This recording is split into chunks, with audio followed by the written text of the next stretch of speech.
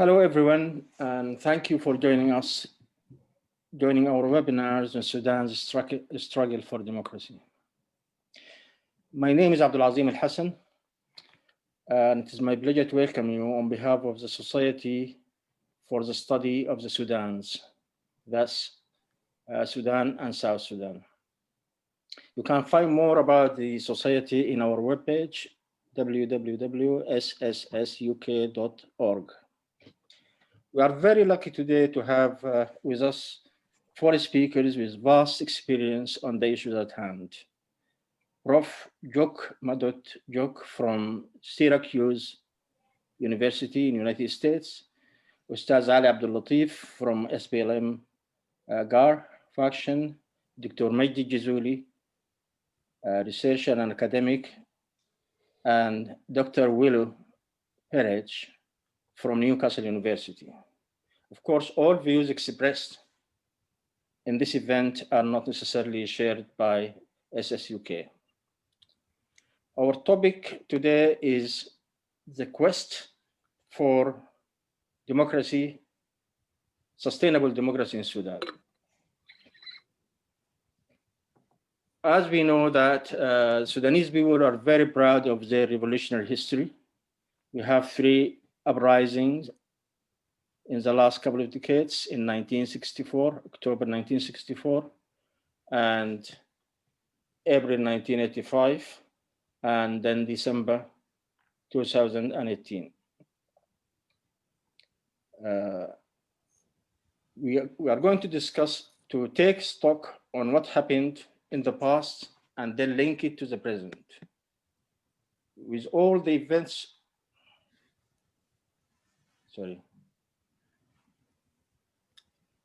questions that we are going to ask is, how did the country progress so far in laying foundation for sustainable democracy? What have we learned from the experience of October 1964 and so on?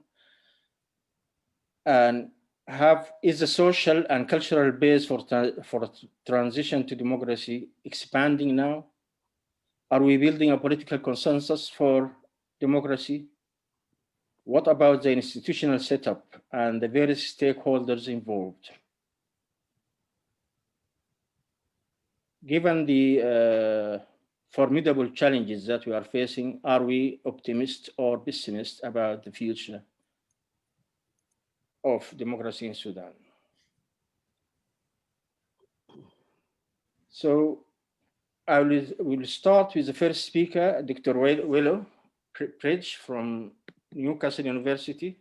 She has written 2 books about Sudan. She's a specialist in 20th century history Sudan. The first book, I think, is about Sudan uprisings. And the second book is about Hassan Turabi, Islamist politics and democracy in Sudan. The plan is for each speaker to have about 5 minutes, and then we'll open the discussion. You can write your questions or comments on Facebook, and it will be relayed on Zoom here. So without further ado, Professor Willow can start. Dr. Willow, you can start. Hi, so in my 5 minutes, what I want to do is raise 3 core questions which touches on challenges that the 2020 transition faces that the 1964 and 1985 transitions were unable to resolve. So three core questions. First question, 1, can the dichotomy between civil resistance in the riverine urban center of Sudan and armed resistance in the marginalized areas of Sudan end? Historically, you've had this disjuncture identified by Alex Dewal in an article from 2013 between forms of mass popular civil resistance in the urban riverine center of Sudan and armed resistance movements operating in the most marginalized regions of the country. There are numerous exceptions to this, notably the protests in Darfur, for instance, in 1964, which helped shape the early regionalist organizations in Darfur, but this has tended to be the pattern.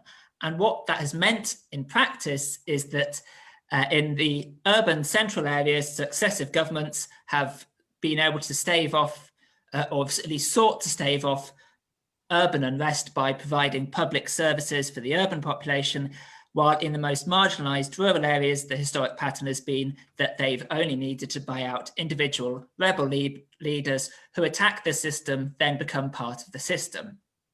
Indeed, civil protest historically has tended most to empower what in the era after the October Revolution were called the modern forces, a term which by definition excluded a large sector of the population deemed less modern.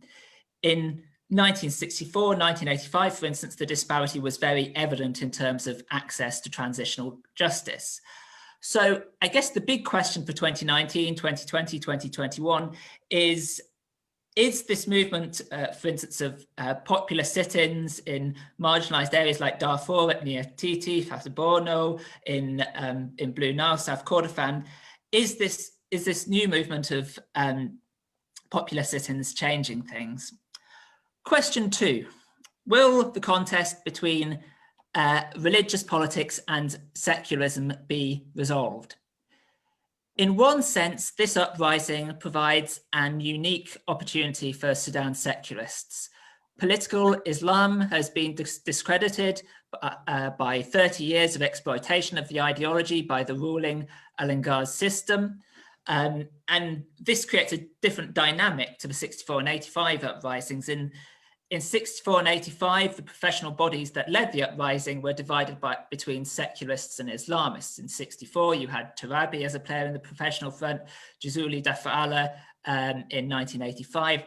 Now, with the arguable exception of the Justice and Equality movement, there are no Islamists in the SPA, Sudan Professional Association, and Forces of Freedom and Change, but there are certainly the parties often including what are often termed the traditional parties, the National Ummah Party, the Democratic Unionist Party, and various factions thereof, that have historically opposed secularism. Neither the Constitutional Declaration nor the recent redraft of the criminal law made an absolute break with the Islamist legal system. The Constitutional Declaration didn't reference either secularism or Sharia, but did reference the death penalty being enacted as retribution or qisas.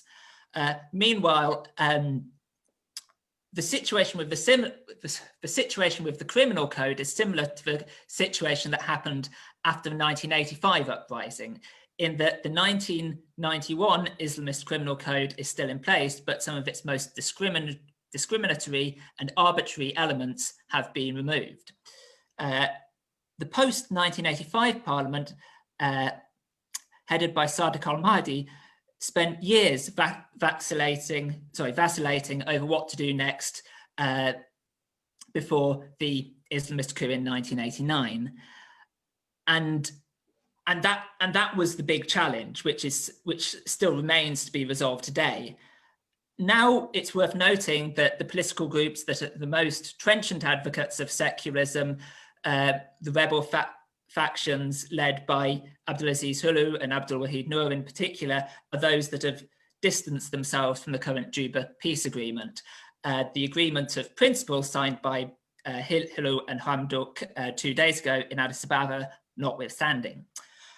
So the question the revolution now faces is the way forward a compromise between secular and religious politics as envisioned by Shafi Qudda's reiteration of the call for a historic bargain that prevents the cycle of coup and counter-coup over the issue of secular laws, a secular constitution, or given the historic moment, the historic dynamic, should the transitional government seize this historic moment to enshrine a separation between religion and state as the only way of ensuring political and cultural pluralism and guarding against a return to war and authoritarianism in Sudan.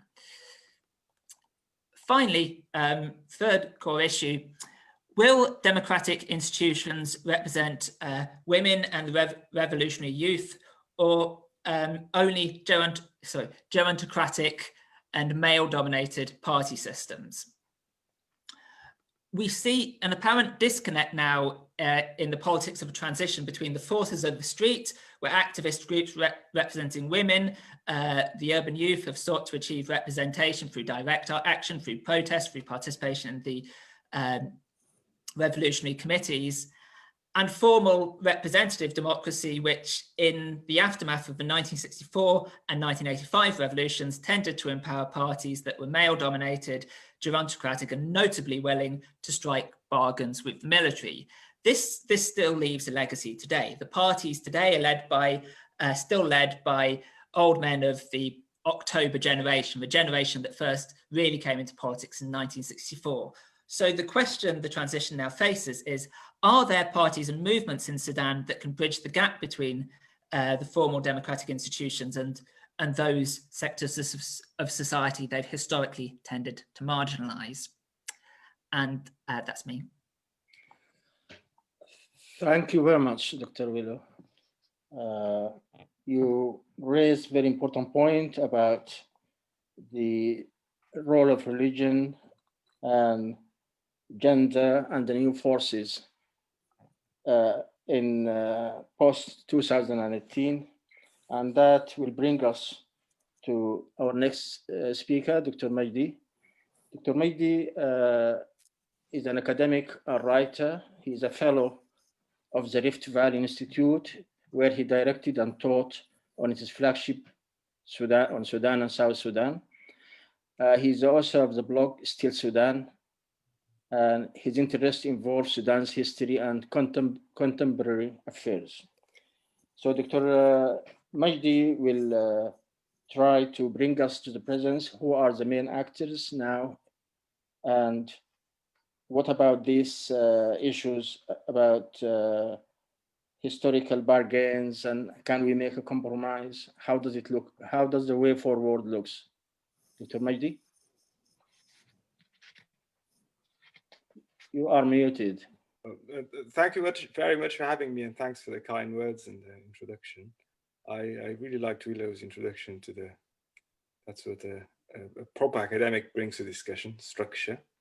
I really like the structure, and I'll try to, I can't hold that structure because I'm a bit more unorganized, but I'll you can say something about Omdurman grandmothers as well. Yes, but you didn't like to, you didn't read it out. No. Anyway, so I think one big question she asked is she presented several dichotomies. She said modern and traditional forces, secular and religious politics, and rural and urban protest. And urban protest being now the dominant mode, and these rural patterns of insurgency that have been boxed into ethnic politics throughout the years.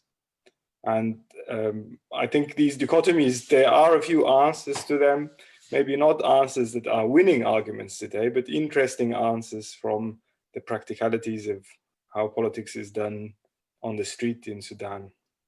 I think the most novel element that doesn't fall in these categorizations that Willow presented and in these dichotomous structures that she talked about, which are of course very dominating and very powerful. But the novelty is the phenomena that is described often as the resistance committee.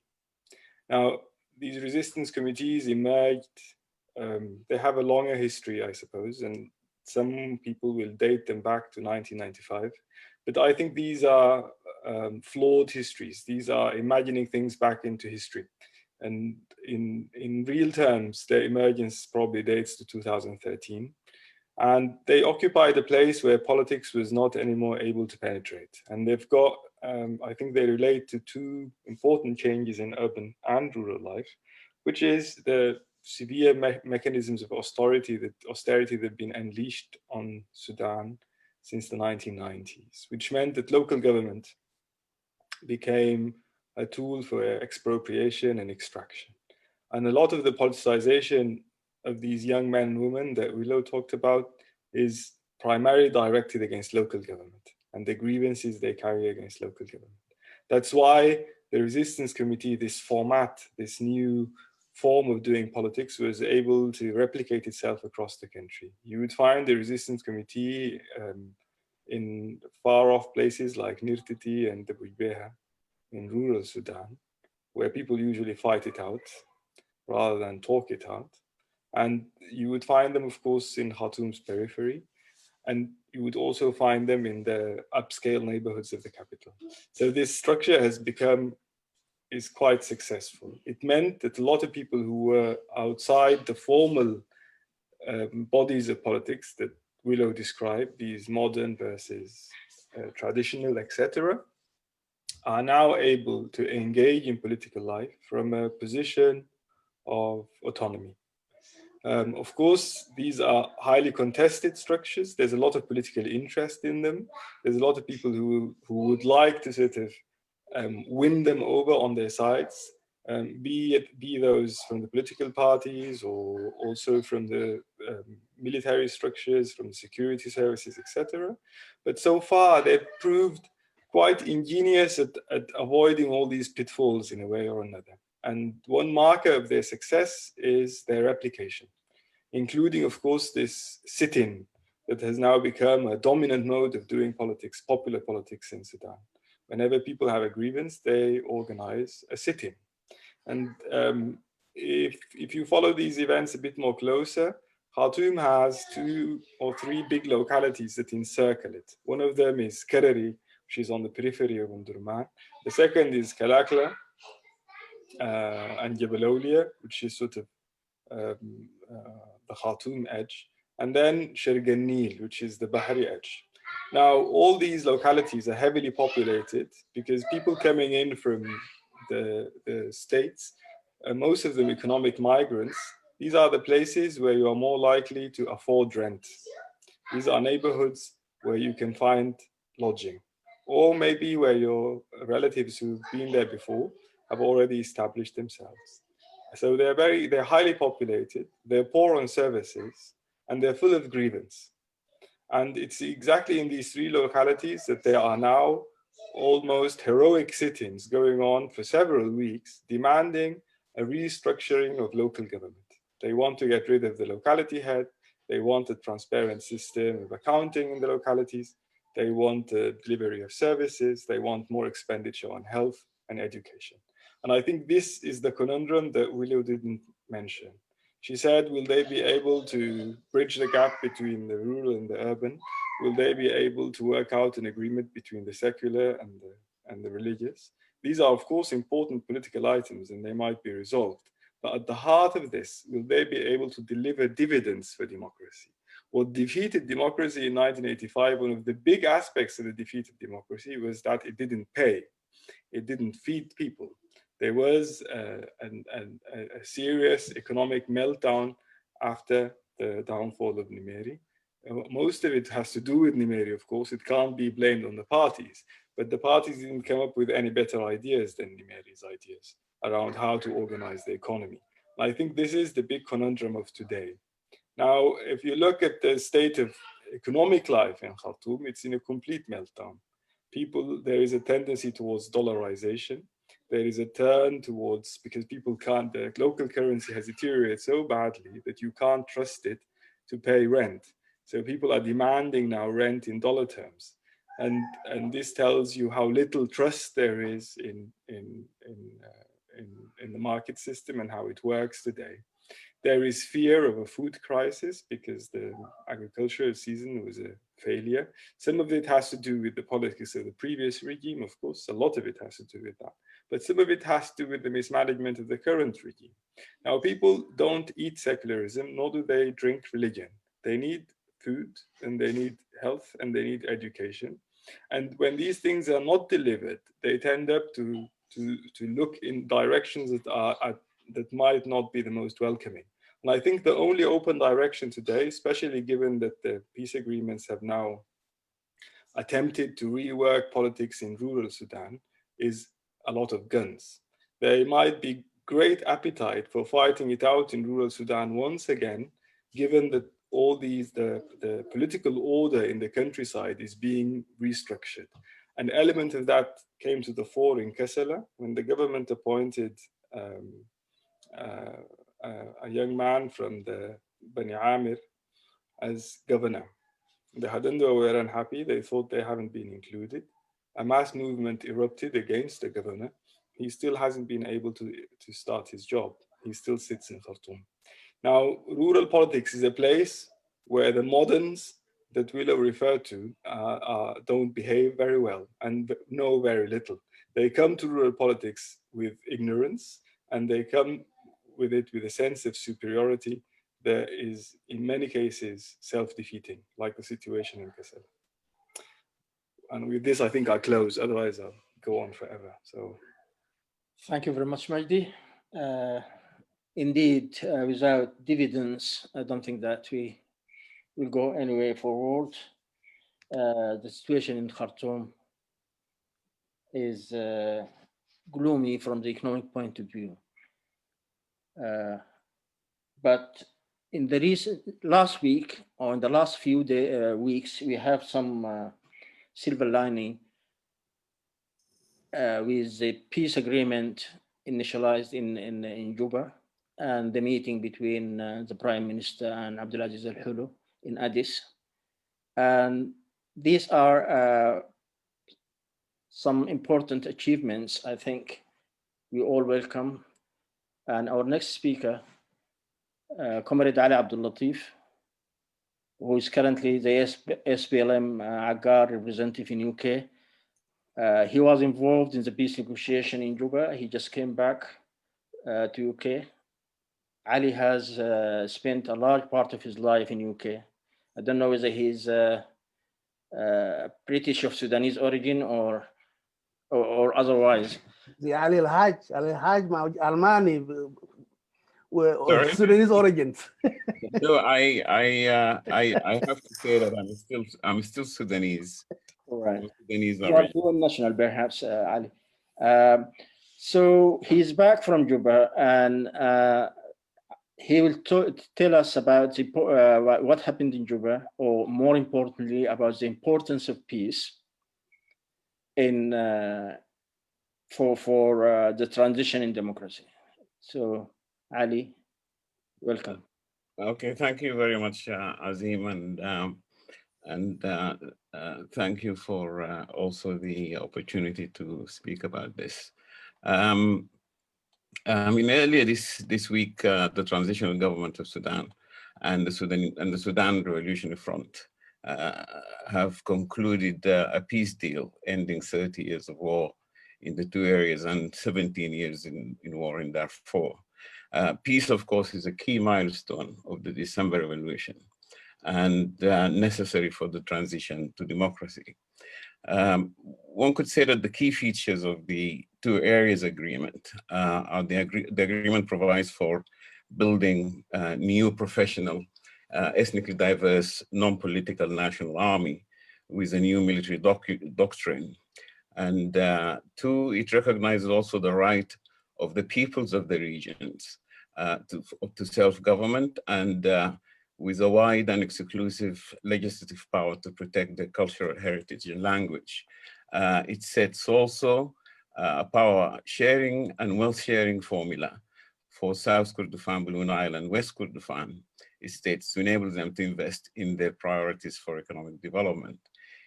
It provides for a legislative agenda outlawing all forms of discrimination and include the protection of the right of religious minorities. These are just elements of an agreement that extends to hundreds of articles and hundreds more of sub-articles. It is by all accounts the most comprehensive and exclusive agreement dealing with the root causes of war and conflict in the history of Sudan. Without this peace, it's unthinkable to achieve the fundamental steps that would lead us to democracy. Sudan has been under international sanctions for an economic blockade for 30 years. This peace agreement is a huge step in the lifting of these impediments to Sudan's economic well-being and progress and its inclusion within the international family. The agreement also brings to an end the huge humanitarian crisis caused by the genocidal wars and ethnic cleansing perpetrated by the previous regime. There are also more than 5 million displaced persons, refugees and forcibly removed persons who can now return to their original homes. It brings into the national process new diverse social and political forces and new talents for the rebuilding of the country. This will also help widen the social base of the revolution and foster national unity, a necessary condition for transitioning to democratic rule. Alongside these considerable accomplishments, also one has to be attentive to the threats that could beset these positive outcomes. The implementation of this agreement must go hand in hand with continued reforms of state institutions. It requires a positive and conducive political atmosphere at the center of power. Such atmosphere could be brought about by, one, strengthening the unity of the Forces for Freedom and Change Alliance and rebuilding it to include the peace bloc, resistance committees, and women, offering them fair representation in its structures and in leading positions. The FFC Alliance is a political alliance leading a people's revolution. And it must, as such, introduce more transparency to its deliberations and decision-making processes in order to bridge the gap, the trust gap, opening up between the resistance committees and the alliance, ending also functional competition and positions and the ideological infighting that has become a feature of politics at the center. The focus of the transitional period must be on common goals and on consolidating the gains of the revolution so far. Speeding the arrangement also necessary for setting up the institutions and measures for transitional justice. On the whole, the agreement opens up new grounds for progress towards reaching important goals for the transitional period by removing the destructive legacy of conflict and instability, which hopefully would be soon completed by the entry into the process of Abdulaziz Al-Hilu and Abdelwahid Noor. And with that, I thank you. Thank you, Ali. A very positive note and very hard work. I don't know how long was the negotiation went for, Ali? 10 months. 10 months. 10 months started in September 2019. And of course, this is the first time in history that actually once Corona hit, it was resumed through using video conferencing, which is the same technology we're using now, which is the first time in history ever peace negotiations are actually conducted through video conferences, which shows the will and the impetus behind the process in Juba. That's the determination of all parties to achieve peace, which is quite important for the economic situation and for all people coming together to solve the problems of the country. And I must say also, had I realized that I've got a bit of a minute more, I would have said also how grateful we all are to the government of South Sudan and the people of South Sudan who made all this effort possible. And now the role of South Sudan and the collaboration of not only the government but the people of South Sudan in this agreement is quite important. And our next speaker, Dr. Madad Jok, who is a professor of anthropology at Syracuse University, USA, and was a visiting professor at University of Oxford. And he's a specialist in governance and democracy and development. He has served as undersecretary in South Sudanese government. He is well equipped. Tell us why Juba was the right place to conduct these negotiations, and what's the role of South Sudan in contributing to stabilizing the transition to democracy. Okay. It's over to you, Jok. Thank you very much, Azim. Thank you to Mawan and for organizing this, and to my co-panelists for really luminous presentations. Why do we insist on having Sudan and South Sudan conjoin?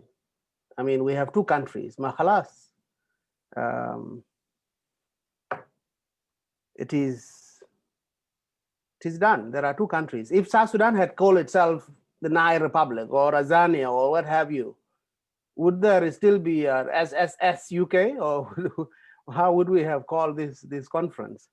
What I see in this, in doing it this way, is really to ask ourselves: are we schizophrenic, that we are of two minds? We have two Sudans, or are we really nostalgic for one Sudan? But otherwise, the language that is being used today to carry on with this two Sudans being conjoined, one has to ask, is it the language of the peace agreements, such nonsense as, two countries connected by peace rather than one country destroyed by war and such? Is it the language of peace that keeps people wanting to talk of the two countries as one? Or is it really the actual language that is being used by ordinary people living in two countries and their real lives affected by what has been 190-something years of acrimony? It seems like the tendency is to sort of massage away all that long history of suffering in the interest of just focusing on today and the last few years of this peace and this language, the harmony between the two countries or the harmony within each of them, and all of that. So my tendency is to feel like some of us are schizophrenic and living in two countries, and some of us are nostalgic for one Sudan. Now, where does that leave the people who actually suffer from the consequences of the separation, from the consequences of two Sudans being created? We have the majority of Sudanese, I would say, I stand corrected with regards to statistics, still live in the areas that border each other. Darfur, Kordofan on the north side, you have northern Barghazal and Unity and Warab on the southern side. You have Upper Nile and Blue and White Nile and all that. This is where majority of people live, and this is where also a lot of resources come from. So perhaps instead of think about the relationship between the political leaders, perhaps a good way to look at what keeps the two Sudans together is the people who live in this border, because they are all sitting on top of some of the most important resources for the two areas, for the two countries, and also that is where all the contested areas are. So there is a contradiction here. There is the need, the desire to have the two countries be joined by these people who live in the middle. But we are also facing the possibility that this area is also the powder keg for the next explosion, because of the contest over the three major. There are 6 areas that are contested in that region as well. Now, so which peace? The peace between the two countries, or the peace within each of them? Because the North, there are lots of Northern Sudanese who say that, South has gone, good riddance. Why do we have to keep talking about two countries? The many South Sudanese say, well, we have gone. Screw the relationship between the two countries, unless it is a sort of a relationship that is born of mutual interest. But there is nothing historical that binds us. In fact, everything historical separates us. So why should we keep focusing on the two countries being connected to each other. And that brings me to the last point, which is that as we are seeing the men of the previous regime, the 30-year dictatorship, showing up in front of a judge and being asked what their names was, what Islam, what religion they belong to. That was the joke I was trying to say about Ali al-Hajj saying, well, I'm a German of Sudanese origin.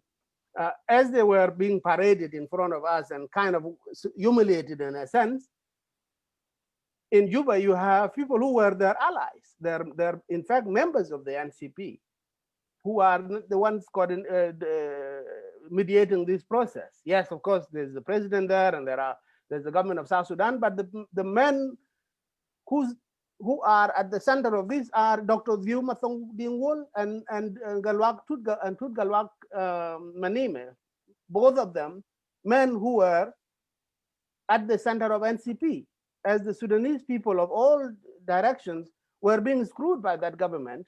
Now they are being humiliated in Khartoum, but they are being paraded as the maestros of peace in South Sudan. The contradictions and all the uncertainties about what is this? Do we have one country or do we have two countries? In the documents of the peace agreement, we have two. But in terms of the political leaders acting as if there is still one country here, leaves people who live with the consequences of all that mayhem that dates back to 1821 unsure which direction to go. So that when a war erupts in South Sudan, millions of them run to Khartoum. When war erupts in the New South, as it were, millions of them go to South Sudan. So we are really not really pinning. We are not finding the real place where to grip what connects Sudan and what the two Sudans and what disunites them. We're not there, and I think I can assure you we will be sitting here in an as UK conference a few years from now to discuss exactly the same thing, and the Sudanese will not be better off for it. Thank you. Thank you very much, Prof. Some important points and feed for thought, actually, for a long time to come, as you mentioned. Now we have about 30 minutes for questions. If you have a question, people who are following us in Facebook, if you have questions, please just write them there or comments. And we hope to take as many questions as possible. We have a question from Jill Lusk, which I will read it for you. Jill Lusk, of course, is president of SSUK. I don't know whether it says chair or president, actually. Sorry, Jill. The 54-page Juba agreement passed virtually unnoticed. Two panelists think that improved communication from both government and other political forces could help turn widespread Sudanese cynicism and international indifference into wider engagement in the democratization and peace-building process, thereby helping to prevent the return of dictatorship. Who would like to take that one? Majdi. Jock? I was nominating Majdi to take that. Oh, thank you for the nomination. I would say an unpopular opinion. I think Jill is nailed it when she said it went unnoticed. There wasn't, of course, among literati and politically involved individuals, there was a bit of interest. But beyond that, there was, as she said, she rightly said, there was quite limited popular interest in the peace agreement or its contents. And I think reason being is, this is a peace agreement modeled on peace agreements that we've already experienced.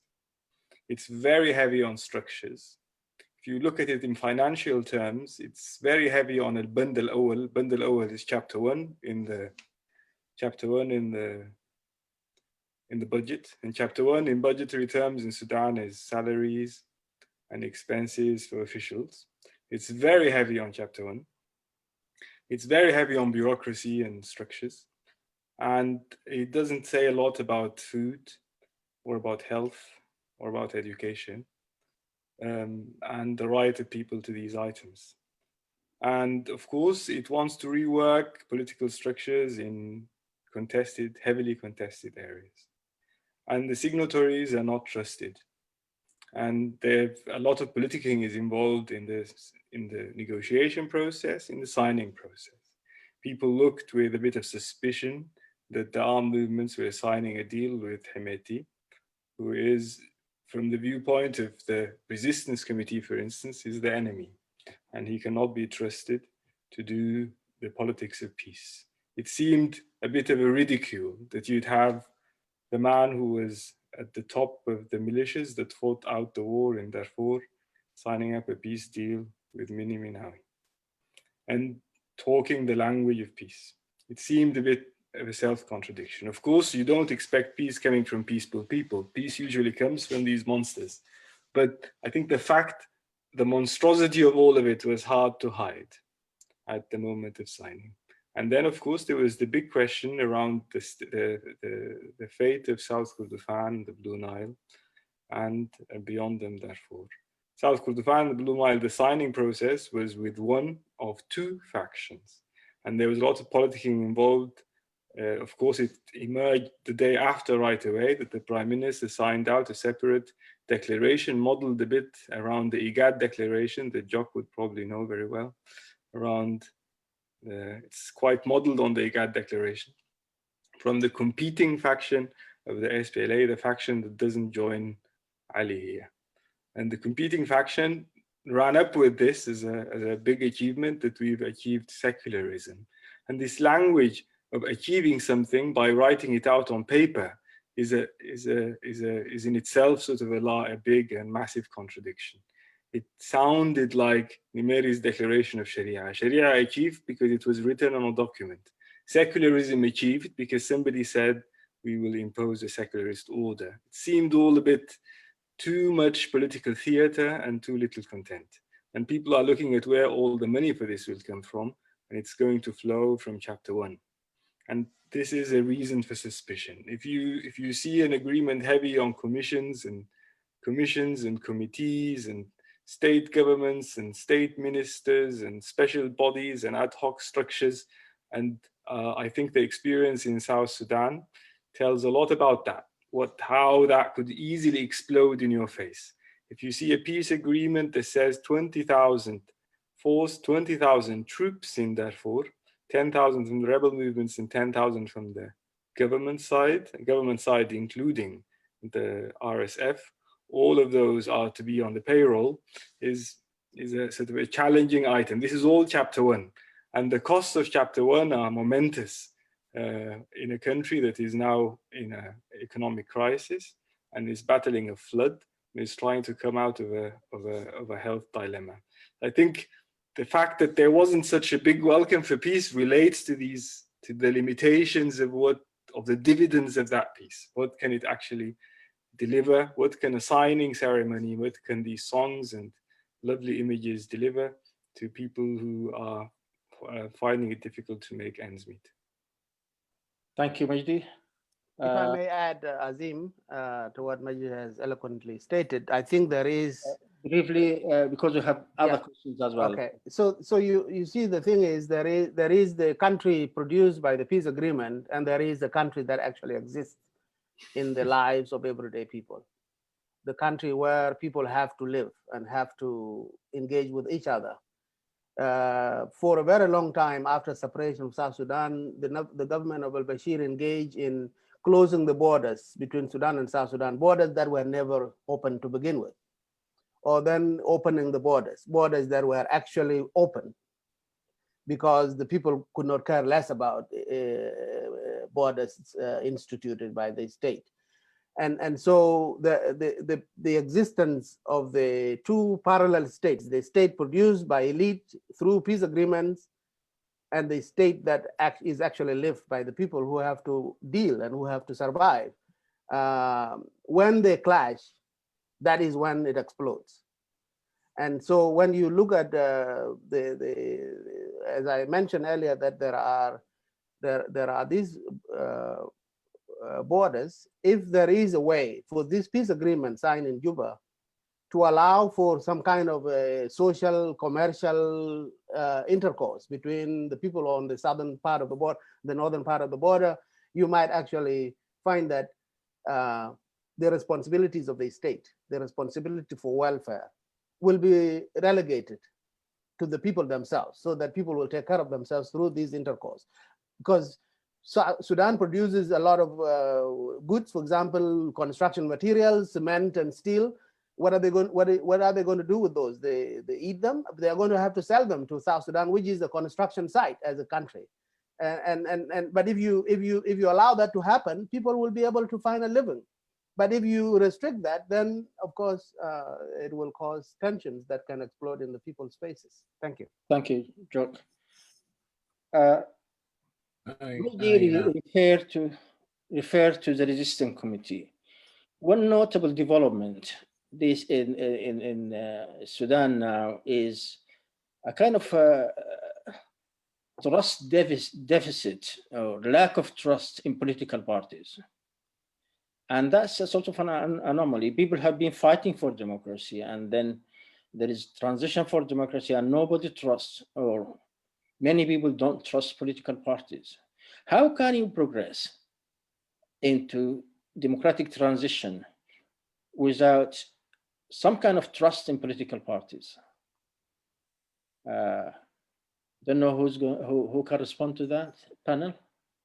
Could you shoot that, Willow?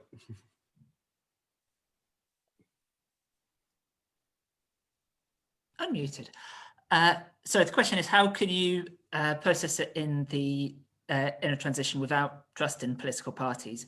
Well, I think what the parties need to do is you need to get away from a situation where the party secretariats are dominated by guys above 60. Basically, you need party youth wings to come to the fore. You need gender balance within parties.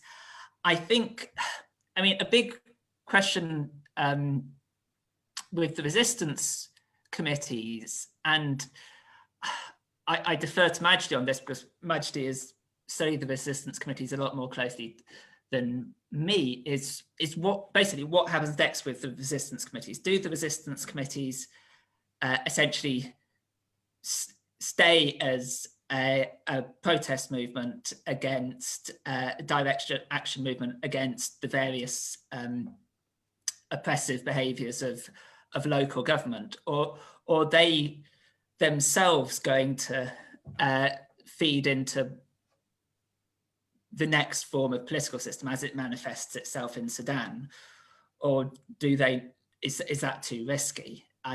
Yeah, that's my thought. Can I say something? Yeah. Azim? Yes, please. I said, can I say something? Yes, please, go ahead. Yeah.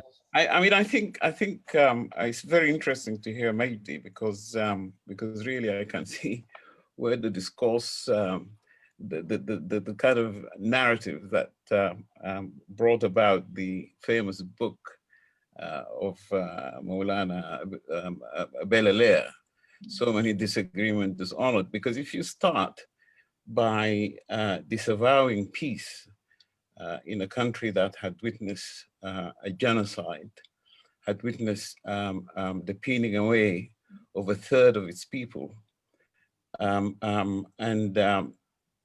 whose also the special brand of authoritarian regime that has just been toppled, had adopted ethnic conflict as a statecraft. Where do you start? You don't start certainly from an ideal place where everything is lined up in an order. You start with chaos and try and make sense out of that chaos. Majdi certainly describe that chaos, but that chaos starts with building a national project. And that's one of the most difficult things that any society can engage in. It's long, it's protracted, it has got many twists and turns, and certainly it is not for, it needs strong stomachs. And I think the peace agreement in Juba, contrary to what has been offered, it actually starts there. And of course, all peace agreements, all national projects, it starts with a piece of paper. The South African started in 1957 with a piece of paper called the Freedom Charter. Where is South Africa now? But if we disavow peace, we actually disavow the future of Sudan. It doesn't matter where it comes from. And it doesn't matter who holds it, a monster or otherwise. And I think that cynicism in our politics has produced 60 years of not just apathy, but of absolute kind of disregard in the political class and in our intellectuals, I should say, about the misery of ordinary people and the necessary steps that has to be taken in order to try and make something out of the country. And I think really, in a sense, you can't start anywhere if you want a national project. You have to start with peace. All the major democracies, all the stable democracies that we have today were started in war. And they had to make the step into peace, was it the United That's States? an important point, Ali. That, So, I mean, sorry? yeah, can you just be brief a bit? Yeah, I think No, that's, but I kind of, I mean, I think it's what we have is a positive step. It's a necessary step. And then I think people who think Sudan is different from what it is, obviously we never arrive at a point where they can say something encouraging. And I think, I mean, what I have to say, I mean, this is something also has been mentioned, the question of the resistance committees. I mean, I think the resistance committee is one of the most positive development in this whole revolutionary process. Which extends back not just 13 to 2013. It goes back to the beginning of the regime, since the day of the coup.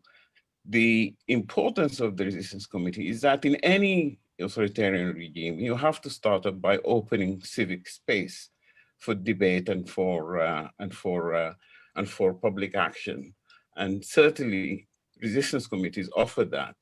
And they haven't stopped. They're still carrying out resistance work, what Megdi described. And I think that's really, in a sense, that space that has opened up at the bottom of society for participation and for public engagement and public action is where the future is going to be. it's, I think what have been achieved so far is important. People might have different views on the details, but it is a step forward.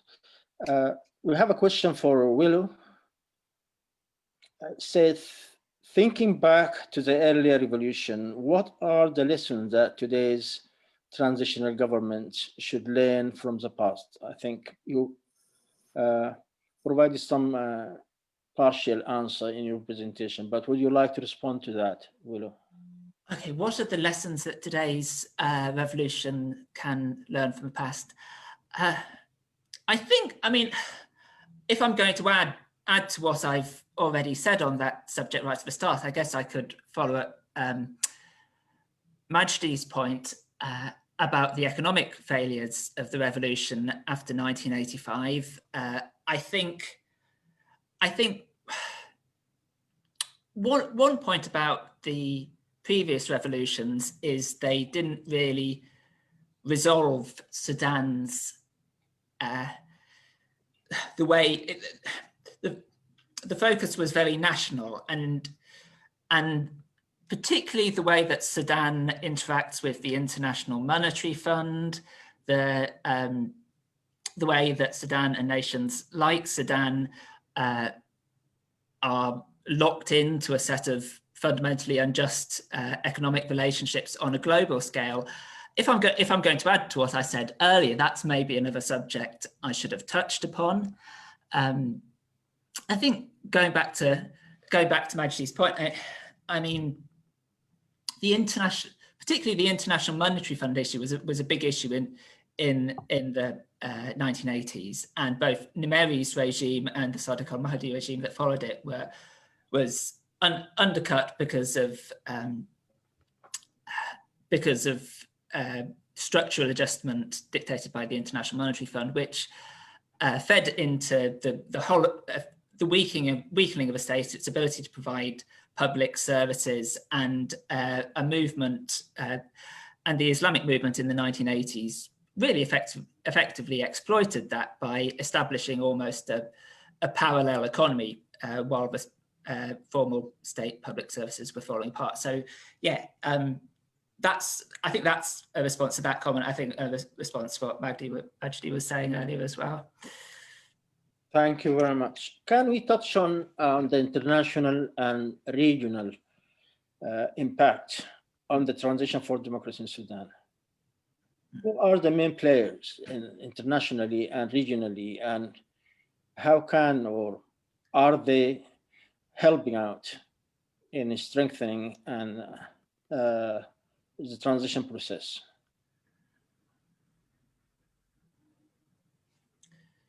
I'm looking for a volunteer.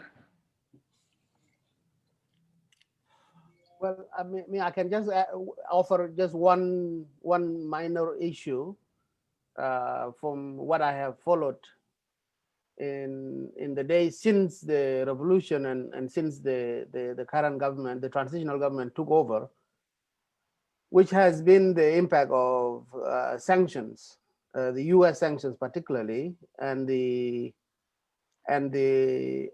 listing of Sudan as a state, a sponsor of terrorism, and the mounting debt of over $40 billion dating back to Numeri's time, which Sudan had to now confront head on. And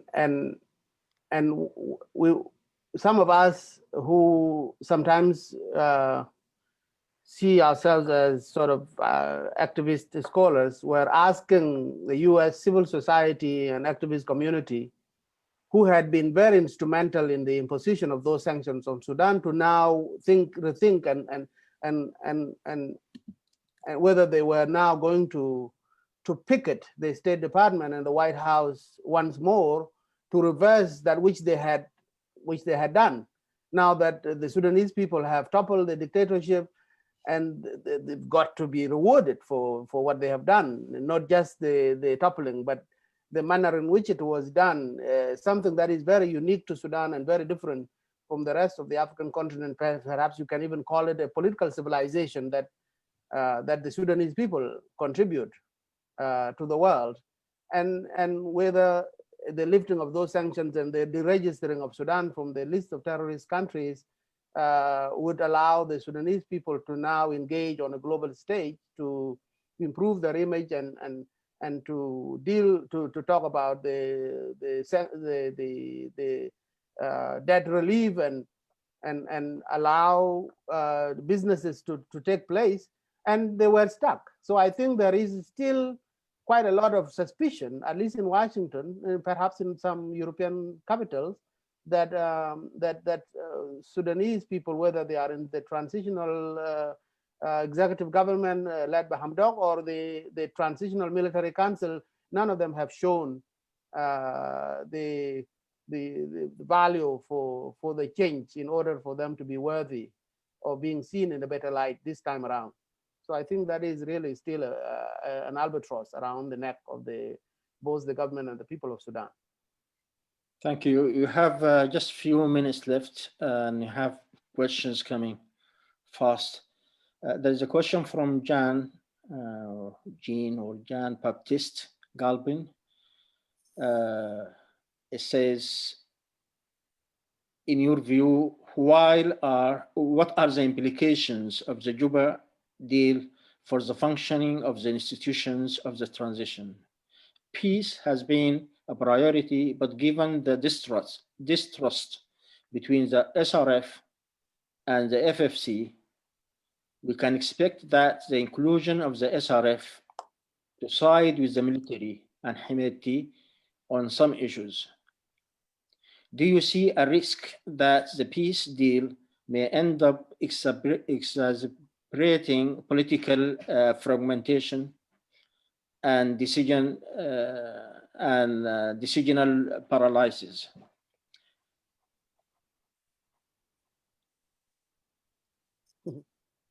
Ali?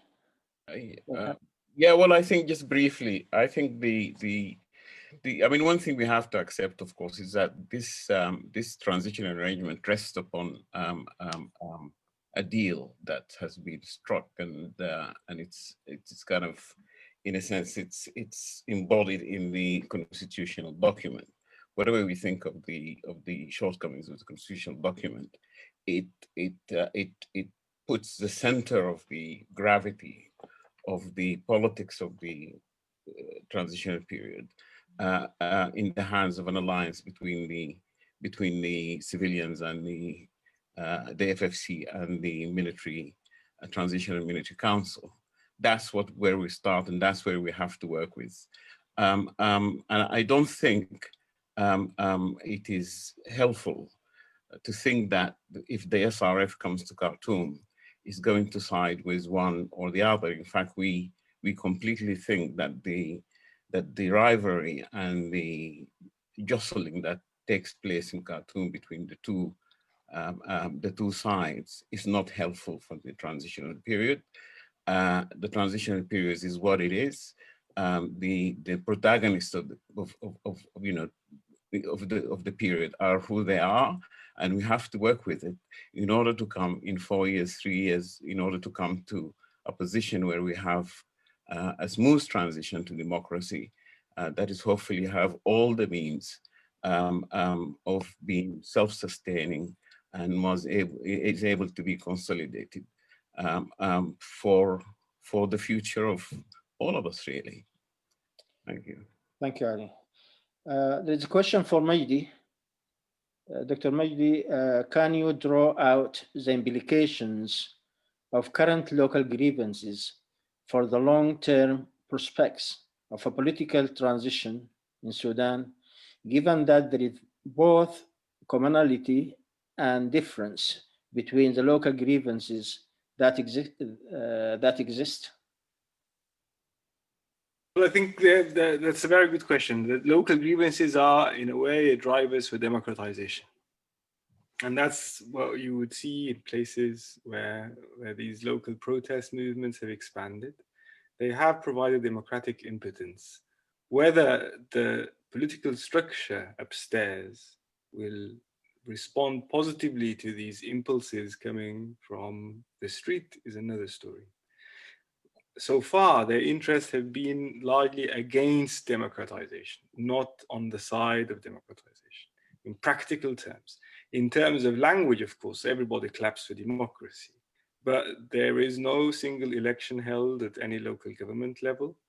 I can understand why elections will be suspended for a period of 4 or 5 years or whatever the transitional period extends to, until everybody agrees on some national project. That's fine, but I can't understand why local government has to be paralyzed by these sorts of biases. Because local government is the area where political action today at its most fresh and it's at its most novel, at its most young, and it's at its most revolutionary takes place. It's not in the negotiation tables, and it's not in the palace, and it's not in the cabinet of ministers. The politics that are refreshing, that are novel, and that are bringing these new wonderful faces that everybody admires and likes who takes photos of, are not happening at these levels. They're happening in the resistance committee, in the street, in the Nafir action to help people with flooding. It's happening in these massive, not massive, but these resonating sit-ins around the capital in other places. And they're offering democratic impulses. Now, in opposition to what happens at the level of elite politics, for instance, the Alliance of Resistance Committees in Sherganil held a general conference and elected a leadership, for instance. They did democracy without waiting for all these sort of endless negotiations that are happening in the political arena. In a way, you are looking at a political system that in many instances is decaying, and this includes the protagonists from the far past that Willow referred to, people who are in their 60s plus and are coming like ghosts from 1964 to haunt the present. Replacing that, there are these novel forms of politics, and they are in conflict, of course. They don't act as one hand. There is a certain friction between the two sides, between the political system proper and between these resistance committees and their impetuses. There is a certain friction. There is a certain mistrust. These are not people who usually meet in political meetings or get to know in sort of the go-arounds of the Khartoum night where all the politicians meet. They are very different people. And they are not invited to this table. Their contribution to this table has been to shout from the street. Now, they are bringing this democratic impotence. And that's where I see the opportunity, that this might force democratic changes in local government. It might force the political parties to behave differently towards their electorate in terms of allowing for the changes that Willow spoke nicely about. The political parties won't do that on their own accord. They'll have to be forced to do that. They won't elect a gender-balanced secretariat out of nothing. Somebody has to struggle for that demand. They have to be so unpopular as to see themselves forced to arrange their structures. Most of these parties, including the rebel movements, have been controlled by figures who date back to 20 and 30 years. They've been around for way too long. And it's good riddance if new faces, if it's good riddance if new faces come up to the scene. And it's enlightening to see these young men and women doing elections where the politicians are not able to agree on a timetable to defer changes in local government. They are reforming local government actively. And that's where I see the hope. That's where I see these elements of change and transformation. Thank you, Mehdi. We are running out of time. We just have a few minutes for each of our 4 panelists. Just to conclude in 1 minute, and just say something about what you are taking from this, or what should we take forward also for our audience to take forward, and in a word, if you are optimist or pessimist, if you want to. Can I say something? I mean, I think if I kick off, it's just a minute. I mean, I think what Magdi had said just before me, I think is I agree with him. I absolutely agree with him. But I don't set the resistance committee. And I've been to their meetings and I follow them very closely while I was in Khartoum. And certainly they are all what he says they are. They're fresh, new development in Sudanese politics. But I don't see the contradiction between traditional leadership and traditional political setups and the resistance committee. I mean, I lived in Britain. I mean, most of us lived in Europe. And there is a relationship between what happened at the base, what the social movement brings along, and what happens at the top. It's a dialectical relationship. Democracy always resides at the bottom, resides with social movement, within the civic space, within I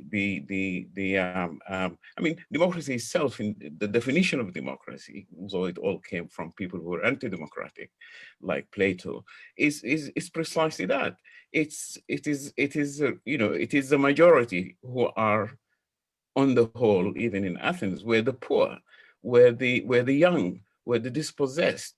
And those are the people who are actually fueled the revolution. And there is a lot that has to be about that revolution without having to go into opposing that development against the old system. The old system will go because it is old, and the new system will win because it is new. That's the nature of politics. That's the nature of life itself.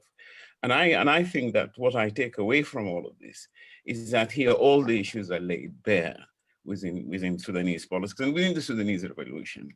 And we have to come to in a sense, we have to come to an understanding of how all these threads are to be brought together in a positive way, you know, and I argue still that it is possible to patch all of these movements, all of these different voices into one national project for a future democratic Sudan.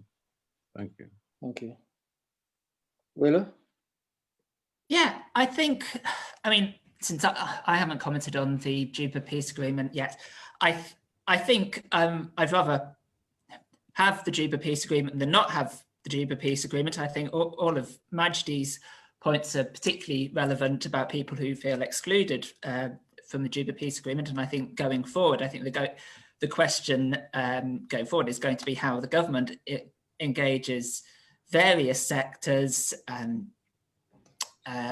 women, refugee groups, and to get them genuinely involved in some of the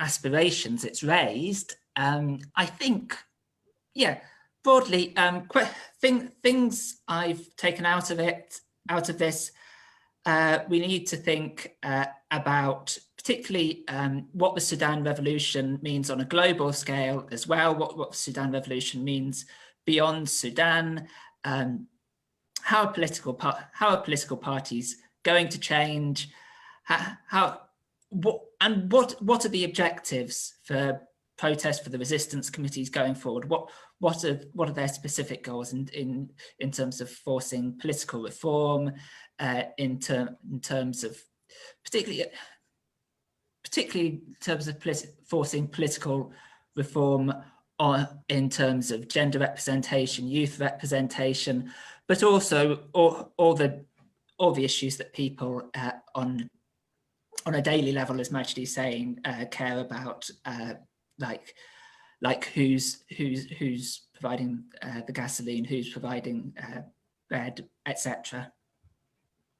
Thank you, Dr. Willa. Prof. Jock? Yes, two things. One is, so going forward, if the Sudanese people are now known for being capable of staging these revolutions, protests against long-standing dictatorships, and that the only way they have been able to achieve this is that Sudan has always had a professional military which sides with the people at the hour of call. There are two ways to think about this. One, if Sudan and South Sudan are still connected somehow, I shared last week a cartoon from Japan showing one man with a big log of wood coming out of his eye, and while he was trying to pick out a little thing from the eye of the, so South Sudan was having a big log in his eye while picking a little thing from Sudan, and people were saying, what can South Sudanese learn from the experience of Sudan in terms of being able to stage collectively together a revolution that can get rid of a government, which, by the way, in South Sudan is already 15 years of one government. So there is some kind of thinking about how is this government going to change. So that's one. But the other is, okay, going forward, if Sudan is going to continue to do these things, it can only do so if the core structures of the Sudanese society remains the way they are, where the military is dominated by people who come from a specific area, and the protesters actually are also from those same areas, from the same neighborhoods, Awlad al-Khashim al-Biyud and all this, so that when the military look at the protesters, they are looking at these people who are their own, actually. So are they going to shoot at their own kids? Obviously they're not. And that is why, so then if you have if in the future you are going to have a different military, now it's going to be made up of Darfuris in large numbers, going to be made of Angazna, of Nuba people, is such a military ever going to be capable of being of offering the same support to the revolution, especially if the revolutionaries happen to be people who are different and not Khashum al-Biyut. That is something to watch going forward. But the changes that are happening in Sudan and the changes that are happening in South Sudan, connected or not connected, they are going to be the things that you watch whether these countries are capable of changing dictatorial governments going forward.